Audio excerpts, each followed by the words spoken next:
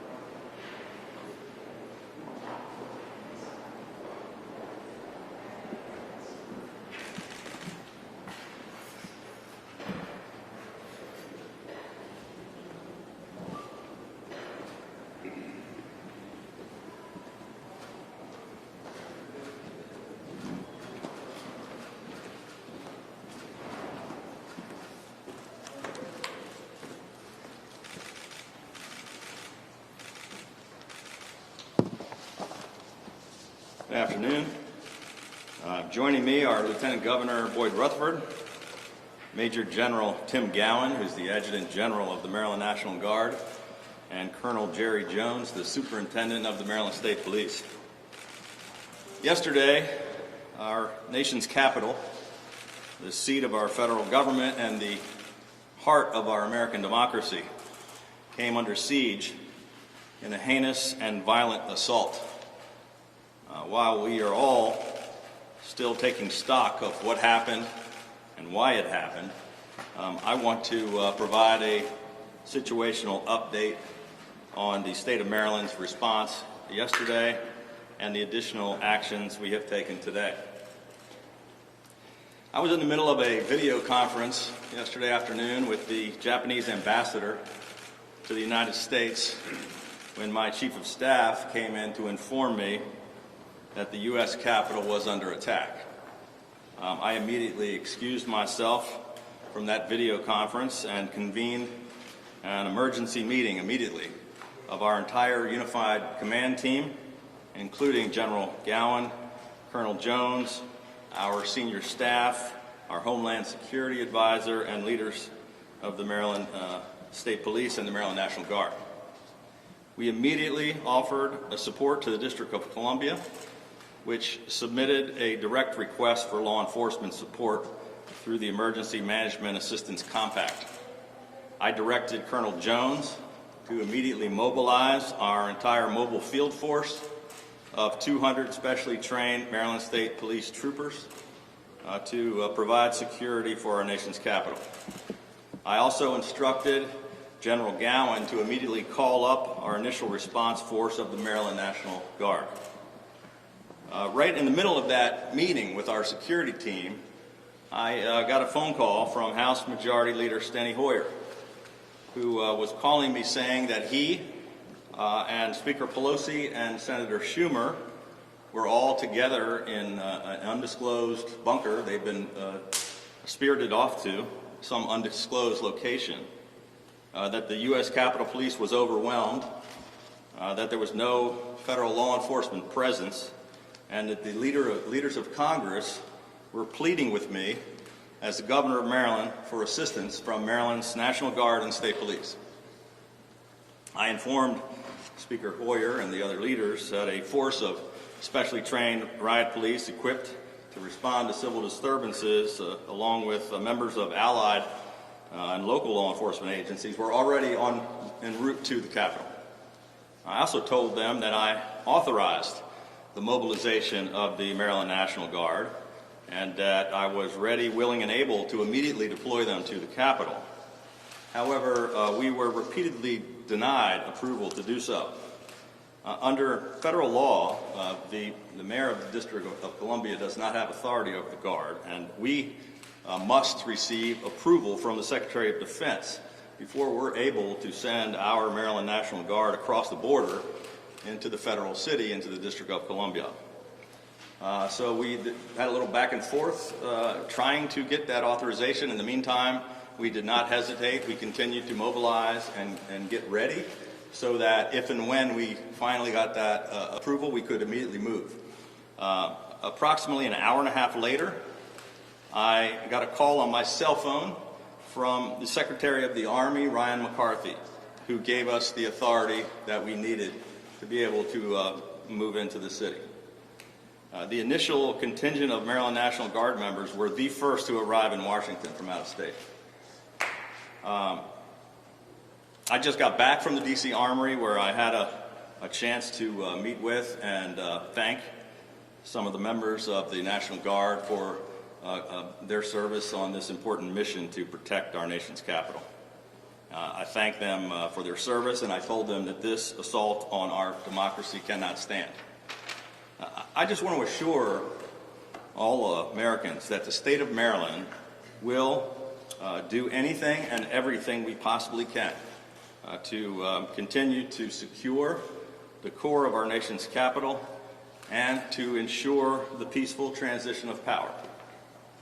Today, we are extending the Maryland National Guard's mission in Washington, D.C. through the inauguration and the end of the month. As part of a coordinated effort with federal and local law enforcement. The Maryland State Police's mobile field force team provided security support to restore the peace at the U.S. Capitol building last night, and also assisted the Metropolitan Police throughout the night with the enforcement of curfew violations. Maryland State Police commanders are in constant communication with D.C. law enforcement officials, and we have assured them that we will continue to provide any further assistance that they require. I spoke to Mayor Bowser last night and offered her Maryland's full support in the days and the weeks ahead. In addition, Maryland State Police, as well as the Maryland Capitol Police, some of which you see around here, have increased security around the Maryland State House complex. There's been a number of incidents at state capitals and governor's mansions around the country. It is somewhat fitting that we are addressing this shameful attack on our democracy from this historic state house, which is the very first peacetime capital of the United States. After all, it was right here that the peaceful transition of power was born 236 years ago, after leading the colonies to victory in the Revolutionary War. General Washington resigned his commission as Commander-in-Chief of the Continental Army right here, right there, in our old Senate chamber. At the time, the idea that a military leader would voluntarily transfer power to the people's representatives was virtually unthinkable and was without precedent in human history. But this selfless act secured our nation's future as a democratic republic and as the leader of the free world. Generations of Americans have sacrificed their lives, their fortunes, and sacred honor so that the miracle of self-government and the orderly transition of power could become commonplace. Over the last 2 months, this sacred tradition has come under attack from our own president, who has chosen to fan the flames of hate and mislead millions of voters through lies and conspiracy theories, rather than face the reality of his own defeat. I grew up in the shadow of the United States Capitol. I proudly stood by my father's side at age 12 on the floor of the House chamber as we both took the oath of office, an oath to support and defend the Constitution of the United States. It's clear to me that President Trump has abandoned this sacred oath. What we saw in the nation's capital was not just an attack on the people's representatives or historic buildings and our law enforcement. It was an attack on the rule of law, the foundations of self-government, and who we are as Americans. The mob may have shattered glass, but they did not, and they will not, shatter our democracy. From governors and secretaries of state and the judiciary and the Congress, our institutions have held firm in the face of this attempted insurrection. But we remain at a fragile moment, and each of us, especially those who hold elective office, have a choice to make. We can show those who feel forgotten that we can actually deliver solutions to the serious problems that face us, or we can continue to perpetuate this toxic politics, rabid tribalism, and hatred. We can either face the truth or be destroyed by lies. We can either descend into chaos and rancor, or we can rise above and meet this test with real courage and patriotism. I could never fathom a day like yesterday in America, but I will not stand for it, and neither should any American.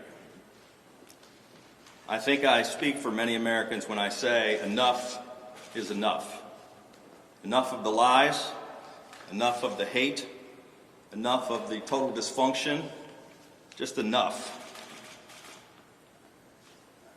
And I promise to do everything in my power to rebuild trust in what makes this nation great, to heal old wounds rather than inflame them, and to make sure that democracy, that the people always prevail. And God bless the great state of Maryland and the United States of America. With that, I'd be happy to take some questions. Governor, what did the Secretary of Defense say? What, in denying authorization for the Maryland National Guard, what was the reason given? Well, none of us really spoke to the Secretary of Defense, but we were repeatedly, General Gowan was repeatedly being told by the National Guard at the national level that we did not have authorization.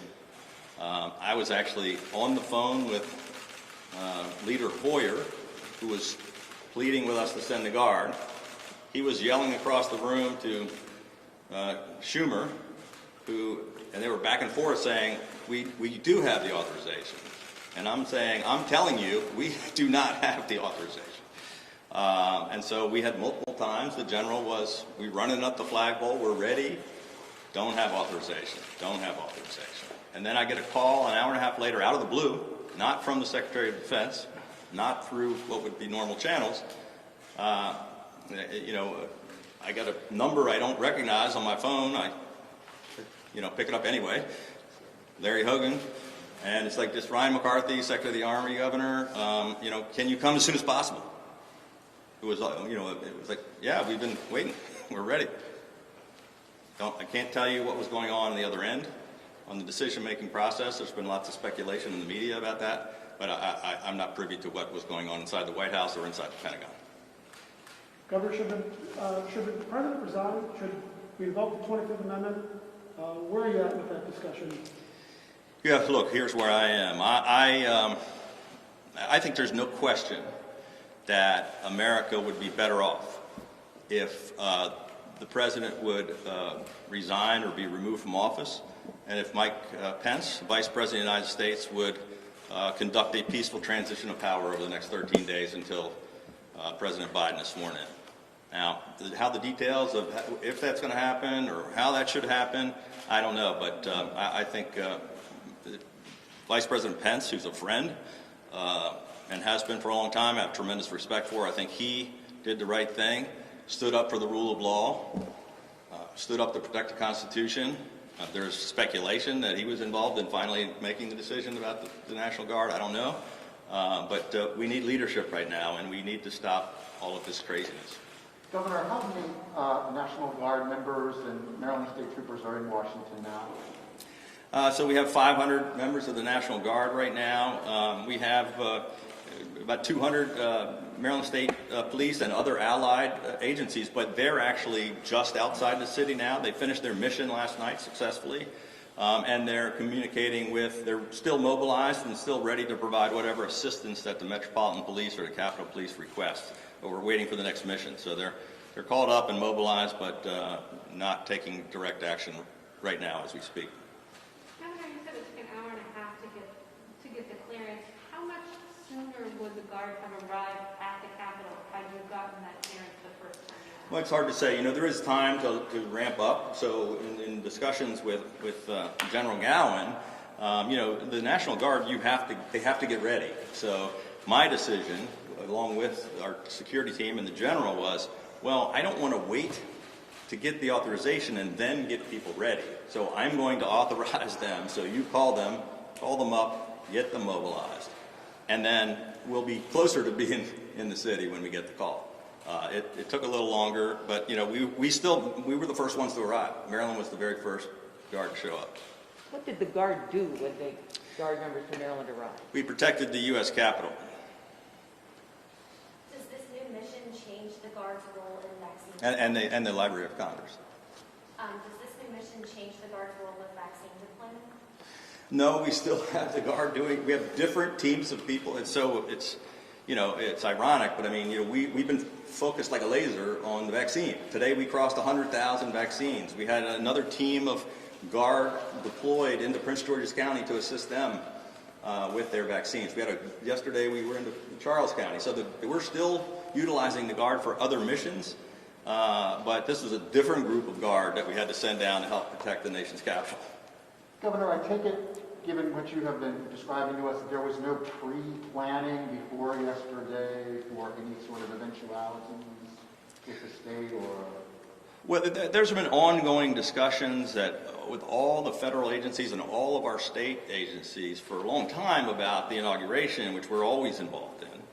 But this particular mission yesterday, it just seemed to be a little dysfunctional. And I can't explain. I don't know. I don't think any of our team knows exactly why the U.S. Capitol was not protected and how this treacherous mob was able to break through. But all I can tell you is what we did immediately to try to help stop the situation. Last question. Have you had any conversations? The inauguration is in 13 days. Have you had any conversation about Maryland's involvement? I guess the first question is, do you think they can safely hold an inauguration in 13 days? Well, I know that our entire team and every agency is talking to every federal agency, has been for months and months, as we do every inauguration. And I'm sure everybody's concerned about how to do it safely. I haven't personally been involved in discussions over the past day or so on inaugural planning, but I know they're continuing to proceed and trying to make sure they can do it in a safe way. It's one of the reasons why we now have, in addition to us, I think we have 5 other states of National Guard. The 6,000 Guard members are now in the city, and they're all planning to be available through the inauguration. Governor, the legislative session starts next week. It does? It might have been on your mind, it might not have been. I was curious, what are your top priorities going into that? And can you tell us a little bit more Sure. about Yeah, we actually had hoped to be focused on that today. It was going to be about some of our legislative priorities, and of course we got completely distracted on more important things.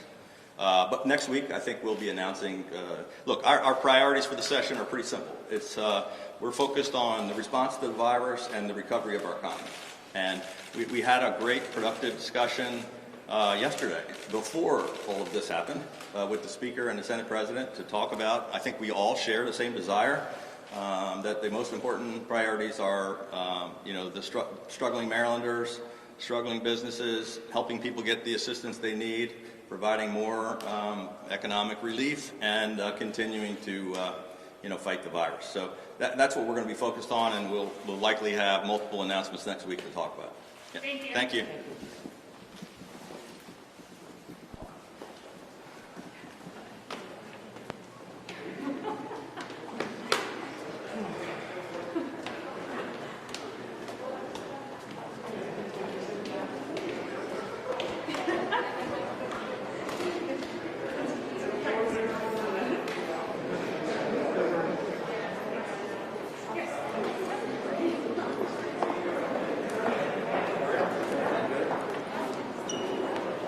Thank you for your help. Appreciate it.